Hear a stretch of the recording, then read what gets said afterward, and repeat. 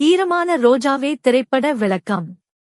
கண்ணோட்டம். ஈரமான ரோஜாவே தி வெட் ரோஸ் என மொழிபெயர்க்கப்பட்டுள்ளது என்பது 1991 ஆண்டு வெளியான இந்திய தமிழ் மொழி திரைப்படமாகும். இது KR எழுதி இயக்கியது.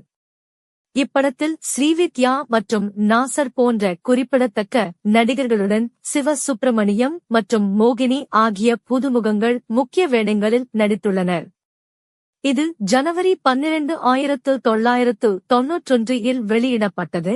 பின்னர் 1992 இல் இந்தியில் அபி அபி என ரீமேக் செய்யப்பட்டது. கதை சுருக்கம். கதை 2 கல்லூரி மாணவர்களைச் சுற்றி வருகிறது.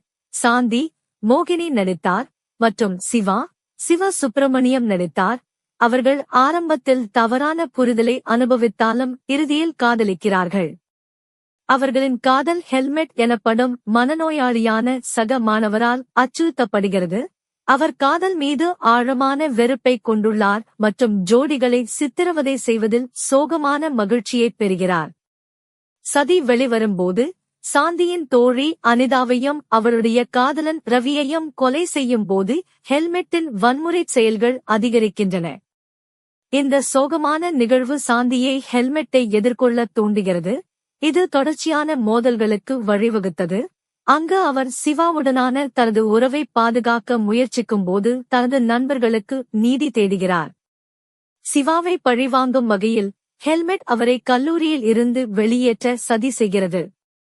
சாந்தியின் தந்தை ஜே நாசர் நடித்தார். சிவாவுடனான தனது மகளின் உறவை கண்டுபிடித்து அவளுக்கு வேறொரு ஆணுடன் திருமணத்தை ஏற்பாடு செய்ய முயற்சிக்கிறார்.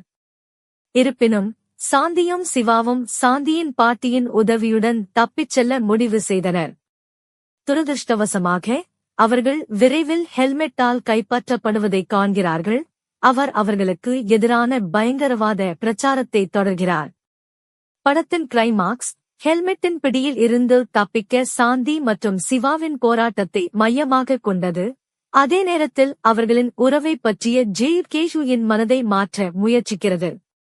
காதல், தியாகம் மற்றும் தீமைக்கு எதிரான போராட்டம் ஆகியவற்றின் கருப்பொருளை படம் ஆராய்கிறது. நடிகர்கள்: சிவ சுப்பிரமணியம் சிவாவாக, சாந்தியாக மோகினி, சாந்தியின் பாட்டியாக ஸ்ரீவித்யா, நாசர் JUK.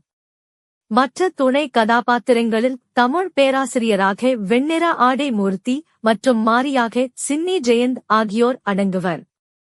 இசை: ஈரமான ரோஜாவே கான ஒலிப்பதிவு பல்வேறு இசை பாணிகளை கலக்கும் திறனுக்காக அறியப்பட்ட இந்திய சினிமா இசையில் புகழ்பெற்ற நபரான இளையராஜாவால் இயற்றப்பட்டது.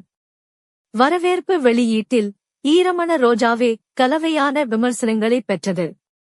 விமர்சகர்கள் அதன் கிளிக் தீம் இருந்தபோதிலும் ஸ்கிரிப்ட் படம் முழுவதும் சஸ்பென்ஸை பராமரித்தது. தி இந்தியன் எக்ஸ்பிரஸ் நாளிதழில் இருந்து என். கிருஷ்ணசாமி கதை சொல்லலின் இந்த அம்சம் குறித்து நேர்மறையாக கருத்து தெரிவித்தார்.